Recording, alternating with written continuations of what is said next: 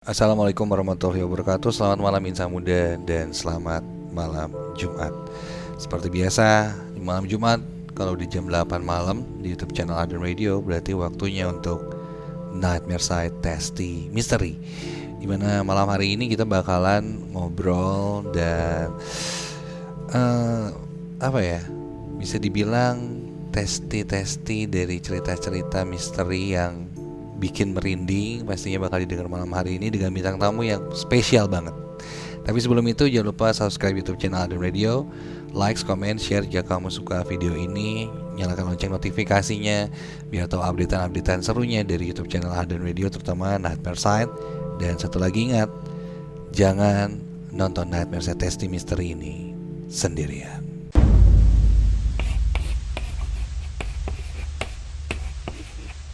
Dan spesial untuk Nightmare Side Testy Mystery malam hari ini, saya kedatangan seseorang yang sangat luar biasa buat hidup saya, yaitu Risa Saraswati. Halo Dimasta, selamat malam. Selamat malam Risa. Iya. Apa kabar, sehat? Baik.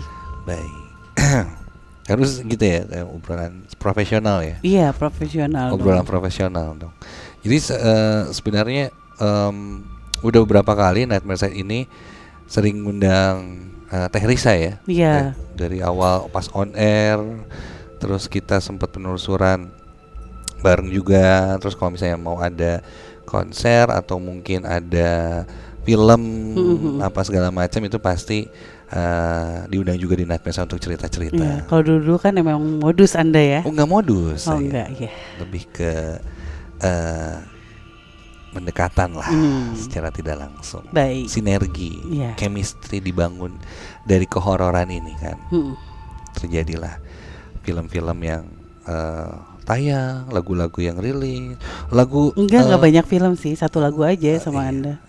Iya, nggak, film juga nggak banyak. Lagu-lagu Anda. Oh iya. Pasti saya putar kalau Nightmare Side, iya kan? Terima kasih ya. Madah. Iya, modusnya dapat kena kan? Iya. Kan secara tidak langsung saling support, membantu. Iya. Kadang kalau ada cerita-cerita serem nih, kalau misalnya yang sering dengar Nightmare Side, itu kadang ada cerita-ceritanya dia juga. Oh, sering padahal. Sering. Nggak iya. Kadang gitu ya. Iya. Kamu cerita besoknya udah naik tuh. Iya.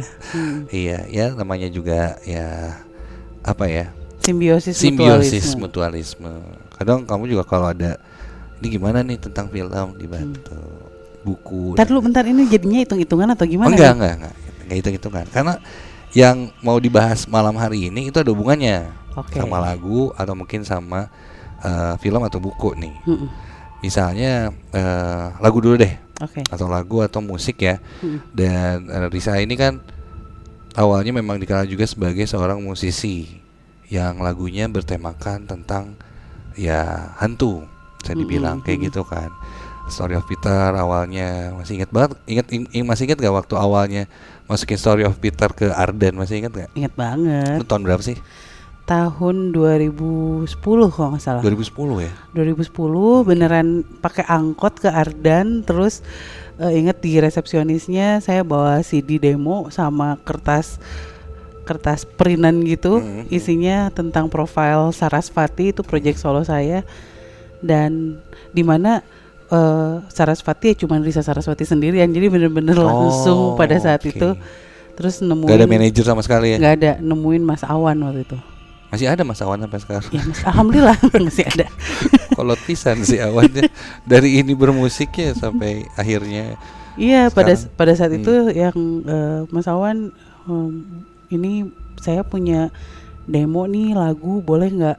Ya kalau Mas Awan suka boleh diputar, kalau enggak juga nggak apa-apa, dengerin aja gitu. Oke. Kayak gitu.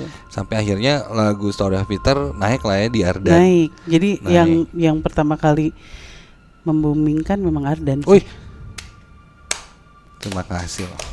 Kamu 2010? 2010. Oh, saya udah ada berarti di situ. Iya, tapi kan saya nggak peduli. Oh iya. Iya. Tapi saya peduli sama lagu kamu waktu itu.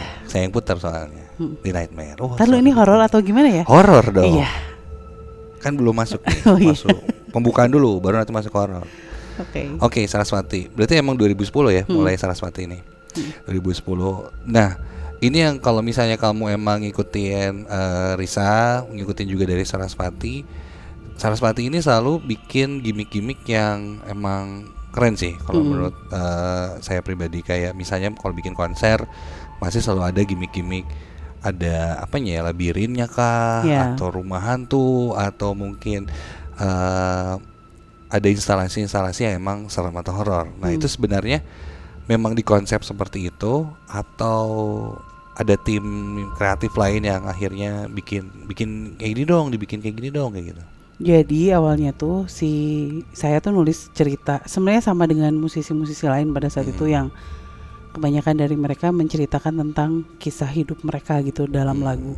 Kebetulan di hidup saya banyak banget berhubungan sama hantu gitu. Jadi ditulislah lagu-lagu yang memang diangkat ceritanya dari sosok hantu gitu. Nah, untuk menjelaskan sama penonton atau pendengar itu saya perlu kalau pendengar mungkin saya nyeritainnya di Twitter, jadi narasi gitu. Saya bercerita tentang hantu, dari situ mulai saya nulis. Nah kalau misalkan panggung, saya benar-benar bikin sesuatu yang gimana caranya ketika orang dengerin lagunya orang tahu maksudnya apa, makanya dibuatlah teatrikal itu. Terus misalkan lagu ini tentang Story of Peter, ada hantunya bernama Peter CS gitu, dan mereka ada di panggung pakai orang-orang teater pada saat itu. Dan untuk menuju venue-nya, kenapa dibikin rumah hantu? Sebenarnya rumah hantu itu identitas dari mereka gitu. Jadi saya bikin ruangan kelas pada saat itu, tempat dimana Peter CS sering malam-malam ngapain sih mereka, jadi dibikinlah instalasi ruangan kelas. Sebenarnya semuanya itu dibuat untuk menjelaskan lagu sendiri sih. Jadi setiap konser yang dibikin saat itu instalasi yang berbeda-beda sesuai dengan lagunya akhirnya ya. Konser pertama apa? Tahun berapa kalau misalnya? Tahun 2011. Setahun langsung bikin konser. Iya. Keren soalnya saya kebetulan. Karena di Bandung nggak ada yang kayak gitu lagi ya? Pada saat itu iya. Tapi berarti musik dulu sebelum buku kan? Musik dulu. Setahun kemudian setelah rilis Story of Peter itu bikin konser namanya Mancawarna Sarasvati. Daguti House ya? Iya, bisa dilihat loh di YouTube juga banyak cuplikan konsernya di Daguti House waktu itu. Terus 2012 Niskala Sarasvati itu di Sabuga. Terus tahun berikutnya di Mayang Sunda gitu ya, Sandekala gitu. Bukan Sunyaruri ya. Saya datang itu. Iya, tahu. 2013 ya. 2013. Iya, zaman-zaman ya. Terus Sunyaruri yang di Sabuga lagi, yang sama Anji. Iya, Ratimaya. Berarti setiap tahun ada konser ya. Pada saat itu ya. Kaya Anda ya berarti. Tar dulu, ini Mas Deddy atau gimana sih? Kok sih jadi kayak Deddy Kobuzer? Iya, sorry. Nah ini yang menarik ya. Sempat dengerin dari cerita teman-teman, karena tim produksiannya dari Risa untuk bikin instalasi itu juga keluarga juga ya. Iya, anak-anak Junarisa semua. Anak Junarisa sekarang yang ada di Junarisa itu dulunya memang ya itu bikin instalasinya, bikin popocongan lah apa segala macam. Riri juga termasuk dulu kan? Ketua tim dekor itu Riri. Anak buahnya tuh Pak RT, Niko, terus Aangga. Tuh masih pada gabut ya? Gabut semuanya. Belum jadi selebgram mereka ya? Kakak. Terus si Indi tuh pada saat itu masih SD. Dia biasanya jadi talent hantu, anak kecil. Dia Iya. Makanya semua, memang sebelum ada Junarisa ya, semuanya selalu mensupport karir aku dari dulu. Jadi zaman bermusik mereka bikin instalasi, dekor, terus pas udah bikin vlog mereka jadi ikutan juga. Awalnya ikut syuting mereka. Terus kayak diajak, frame, akhirnya pada bisa. Nah, ini pernah dapat cerita waktu itu dari Ena apa segala macam. Kalau nggak salah dari Ena ya, waktu sempat bikin ya gimmick yang apa namanya tuh, yang camping tuh. Enggak camping sebenarnya. Jurit malam. Oh iya, yang jurit malam di daerah Lembang ya kalau nggak salah. Nah itu juga banyak kejadian tuh katanya, ada yang apa segala macam. Nah ini yang bakalan kita ceritain mungkin dari sisi konser musik ya, yang dilakukan Risa Terus ternyata gimmick-gimmick yang mereka bikin ini ada yang nggak beres nih. Ceritanya kayak gimana? Oke, jadi sebenarnya memang hampir setiap konser selalu ada aja kejadian gitu ya. Termasuk talent yang kesurupan lah gitu.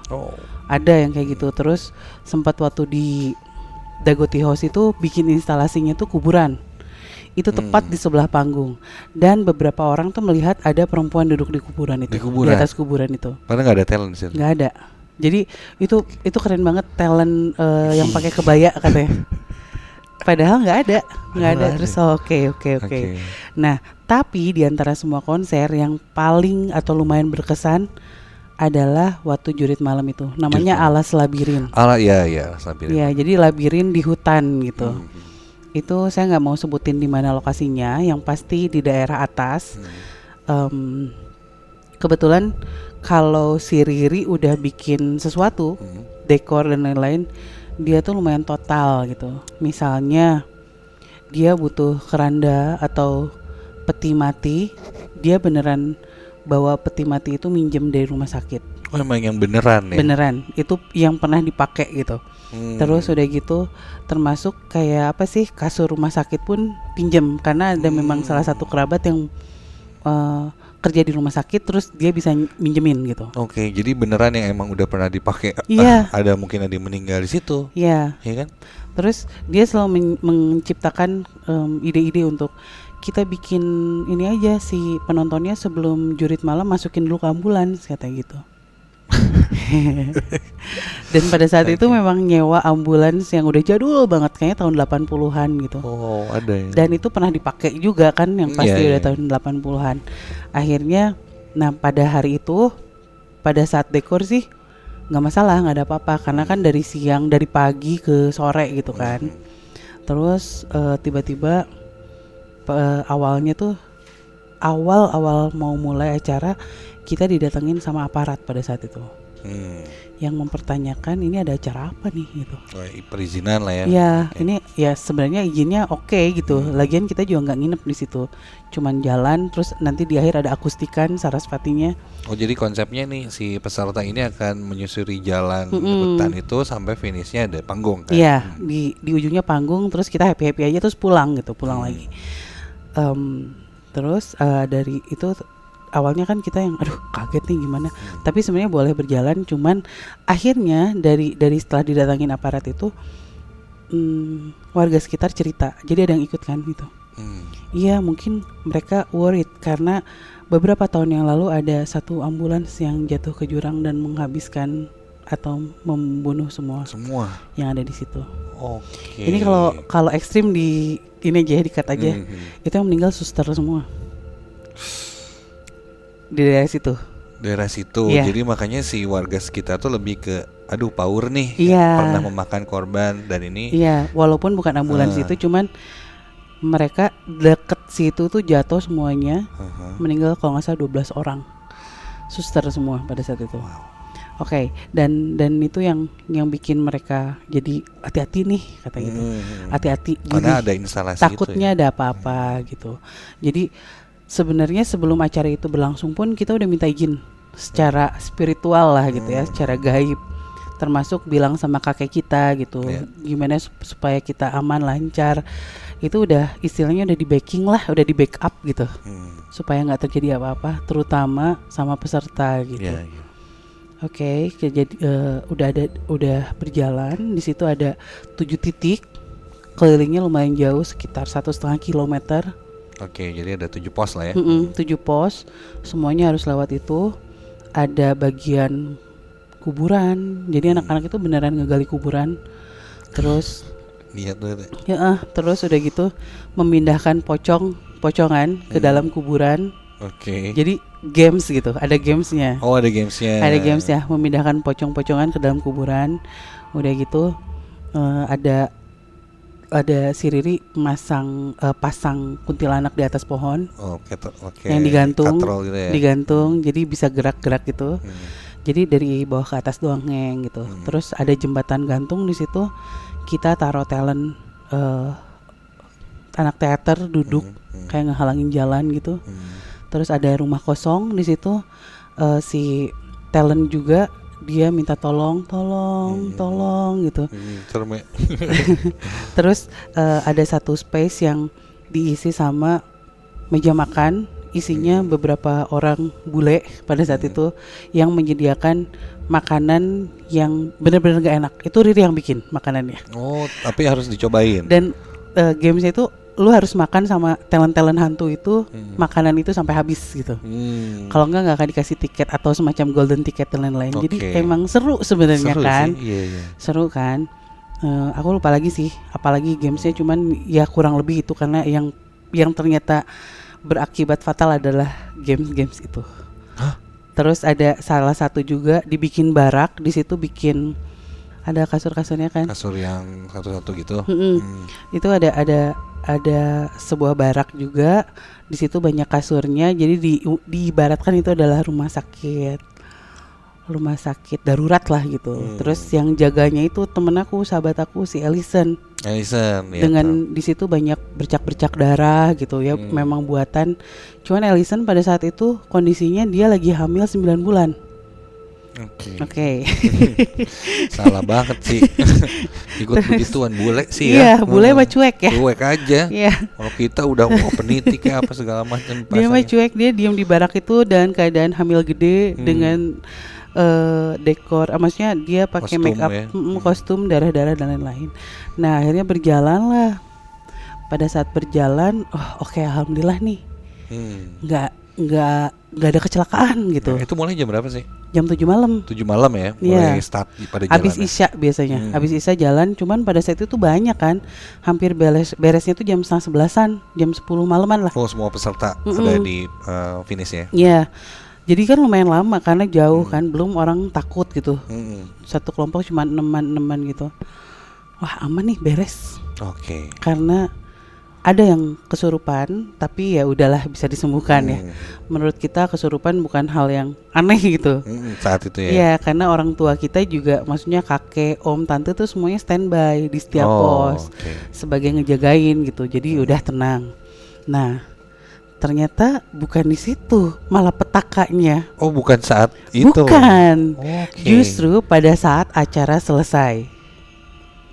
Jadi itu udah aman. Konser juga aman. Iya, aman. Terus ya terima kasih udah dijagain. Untung ada bapak, untung ada tante dan semua.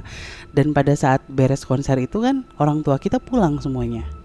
Oke, acara beres, kalian mau balik sekarang gitu, mereka nanya.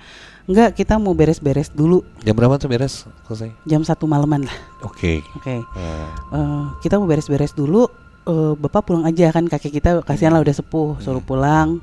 Mama juga datang, tante semua datang, suruh pada pulang. Mereka udah balik ke Bandung. Kita nih yang beres-beres gitu. Peserta terakhir memasukkan pocong ke dalam kuburan gitu kan. Otomatis tim dekor harus ngangkat si pocong-pocongan itu keluar kan. Beresin, iya. Jadi pocong-pocongan itu dibuat dari kepalanya tuh dari bola karet, bola plastik. Badannya tuh dibuat dari plastik kertas gitu. Oke. Dan itu ringan banget. Ya. Jadi yang turun ke kuburannya juga seorang, tapi pas diangkat itu berat. Si pocongnya berat. Gila. Macam sih. Sampai akhirnya yang ngangkat pocong-pocongan itu mesti beberapa orang. Baru keangkat. Iya, baru keangkat. Terus, itu udah mulai aneh dong. Tim udah mulai. Wah, takut nih. Tapi berhubung ini tuh pos ini tim ini, pos ini tim ini. Jadi mereka mengalami kejadian itu secara bersamaan, nggak saling lapor gitu. Jadi yang di pos pocong ini mereka mengalami itu. Nah, di pos kuntilanak itu kan kalau kuntilanak yang dibikin diri itu dari bawah ke atas kan. Nah, pada saat mau nurunin bonekanya, tiba-tiba dari pohon yang dari pohon sebelah sini terbang nempel di pohon itu. Hah? Dan anak-anak si Riri bikin 2 nggak sih kuntilanaknya gitu?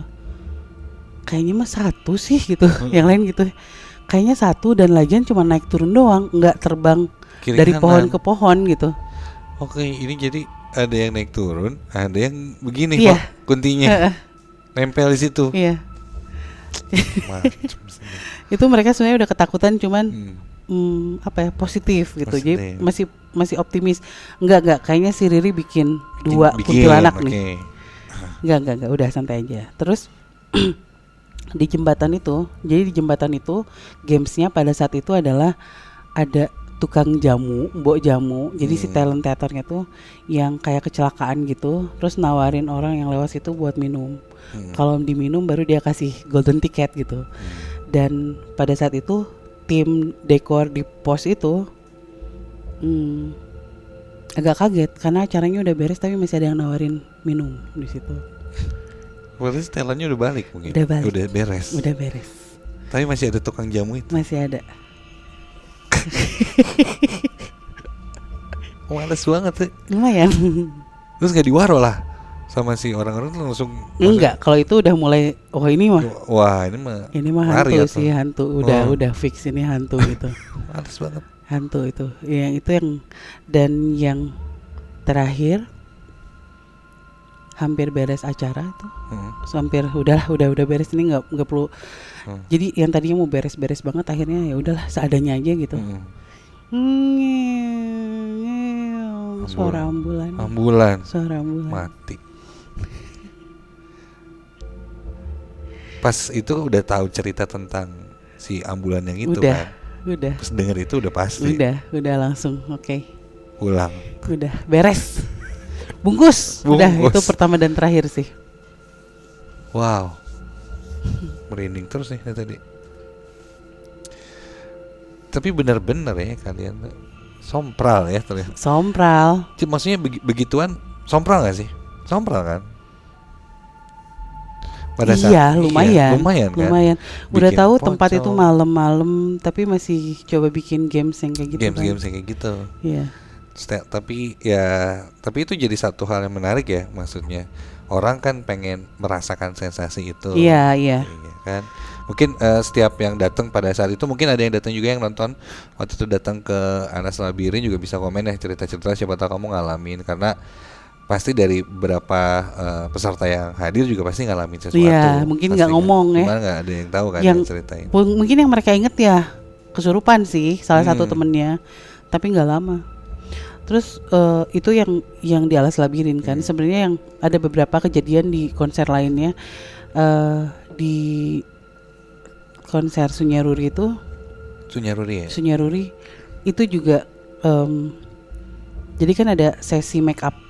Ya, si anak-anak teater ini di make up kayak hantu kan. Yang make upinnya saudara saya juga, si Desita pada saat itu. Desita. Dia tim make upnya. Jadi Riri dekor, dia tim make up talentnya. Nah, pas dia lagi make upin, di belakang udah ada yang nungguin lagi. Mau di make up? Iya.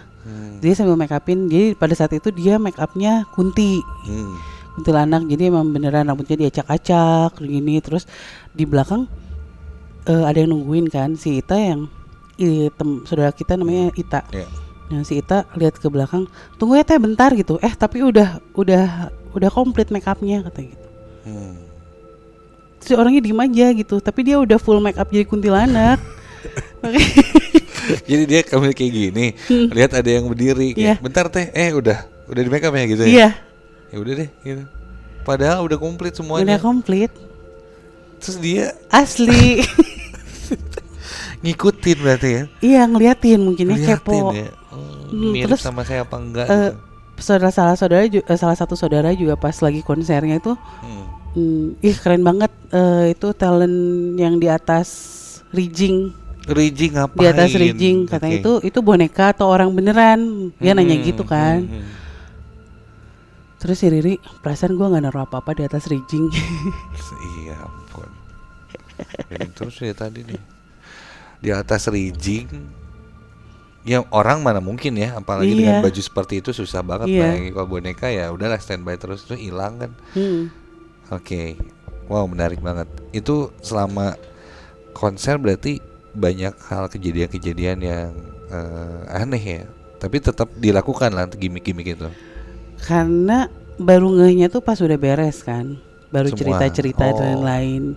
Pada saat terjadinya sih ya kita ya udahlah, orang memang kita juga memang bikin hal yang bikin penonton pengen merinding, ketakutan, ngerasain ambience. Jadi ya udahlah gitu. Jadi ada beberapa juga ya awalnya memang ada izin-izin juga kan. Pasti. Sama yang ada di sana segala macam. Pasti, cuman kan pada hari H-nya ya siapapun bisa datang termasuk mereka kan gitu.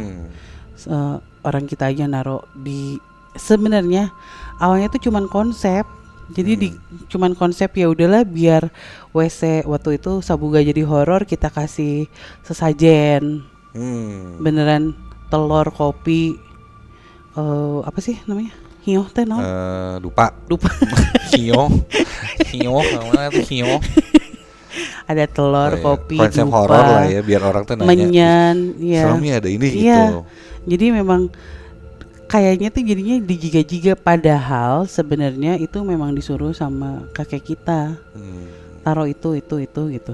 Biar nggak terjadi hal-hal yang itu selama acara memang mungkin beres acara mah nggak tahu. Nggak tahu itu sih. Iya. Aduh, yang paling berkesan berarti di antara semua konser ya, di luar kejadian-kejadian horor, itu konser apa sih?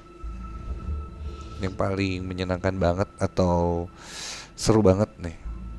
Hampir semuanya seru sih. Semuanya seru ya. Karena konsepnya beda-beda juga.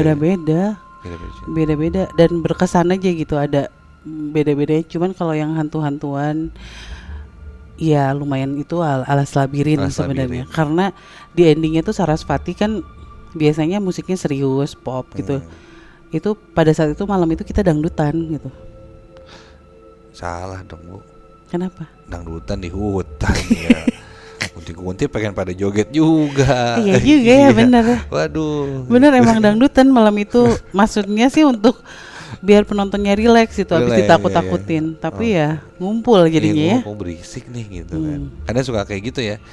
Dan yang saya juga dapat banyak cerita tentang orang yang bikin rumah hantu nih. Salah satunya dari salah satu mall yang biasanya pas lagi briefing gitu, talentnya ada 6 gitu kan, dianterin ke posnya masing-masing. Tiba-tiba ada satu talent lagi nih jalan, diikuti sama dia, jalan ke daerah tangga basement, diikutin. Pas dilihat ternyata di tangga basement itu dia ketemu sama anak kecil nih, si perempuan, bajunya udah baju kunti gitu, ketemu sama anak kecilnya udah bentuknya udah nggak wajar saat itu. Dan dari lihat anak kecil itu dia tahu bahwa ini bukan talent. Dan itu terjadi di salah satu mall ketika rumah hantu. Dekat kantor saya, tempat konser saya. Dekat daerah kantor situ juga. Jadi itu serem banget sih. Berarti mereka ini bisa dibilang kalau ada yang ini ya, menurut Risa aja, ketika ada yang bikin rumah hantu, ada yang bikin atau make upan horor segala macam, apa yang ada di pikiran atau bukan pikiran ya, apa yang mungkin mereka ini rasakan? Mereka kepo akhirnya menyerupai, atau mereka marah karena tidak suka apa yang kita buat, atau gimana sih? Yang jelas kita tuh atau mereka tuh berpikir bahwa kita membuat playground buat mereka. Ya kan? Justru mereka senang banget. Dan ya kalau aku pribadi sih pada saat konser-konser Sarasvati selalu terucap, ini konser bukan hanya untuk kami, tapi ini untuk kalian gitu. Dan kalian boleh datang. Selama konser ini berlangsung, kalian boleh tetap tinggal. Kayak gitu jadinya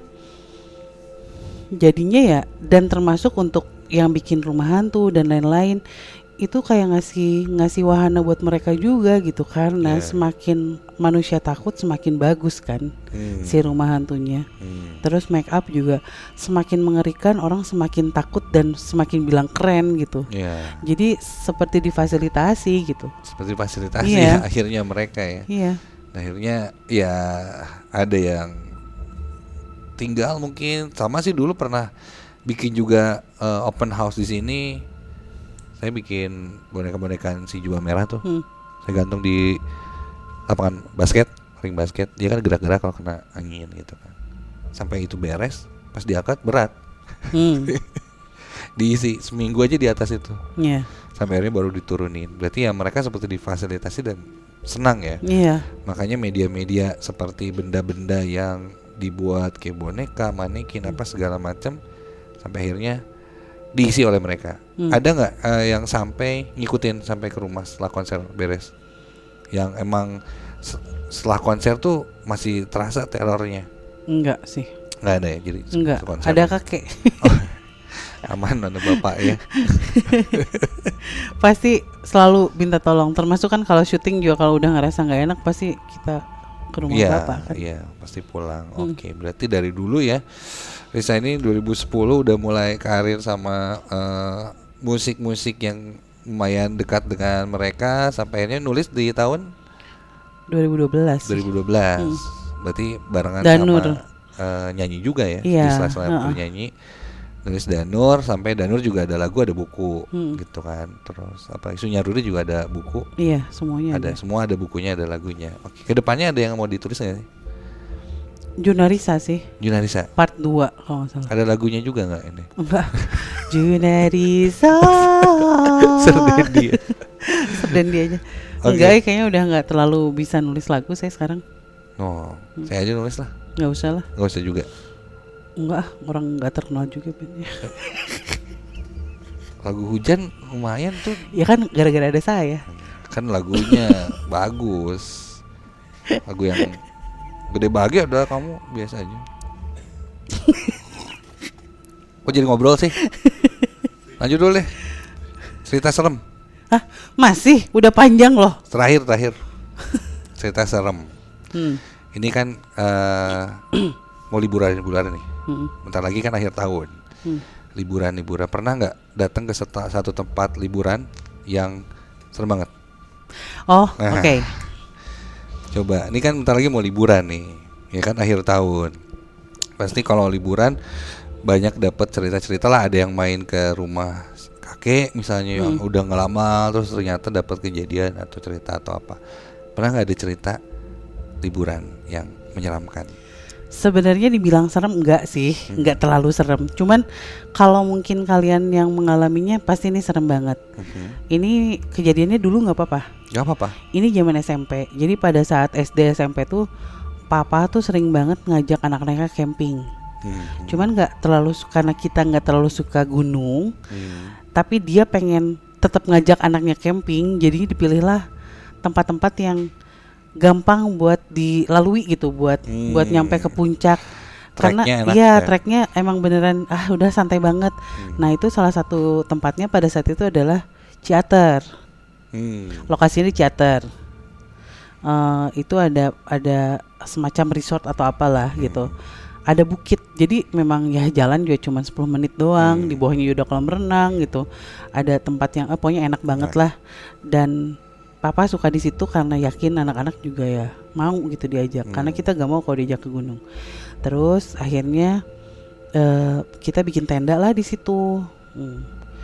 Aku sama Riri itu dipisahin tendanya, papa sendiri, mama sendiri sama temen-temennya pada saat itu. Sendiri-sendiri. Emang banyakan gitu, emang banyakan. Tapi satu-satu. Tapi aku sama Riri berdua. Oke, tendanya.